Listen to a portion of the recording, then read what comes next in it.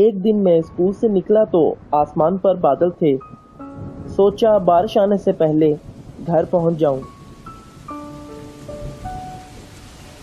ابھی آدھا فاصلہ ہی طے ہوا تھا کہ بارش شروع ہو گئی۔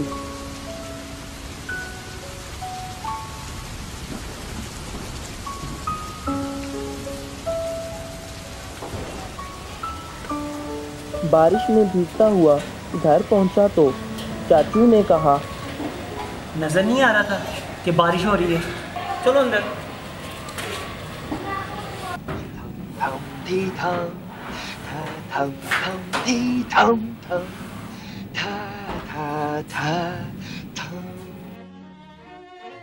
That's my boy. He's taking a nap. بہن نے کہا، بھائی اب تو رک نہیں سکتے تھے، بارش کم ہوتی تب آ جاتے۔ پھر ابو نے کہا، بہت شوق تھا تم کو بارش میں بھیگنے کا۔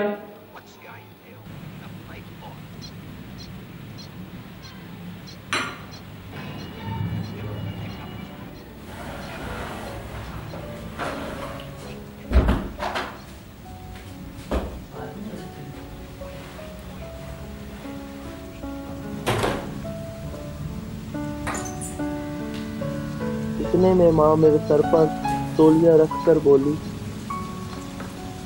یہ بارش تھوڑی دیر رک نہیں سکتی تھی، سارا گیلا ہو گیا پھر بیٹا۔ محبت تو سبھی کرتے ہیں، ماں کی محبت انمول محبت ہے۔ آئی لو یو ماما۔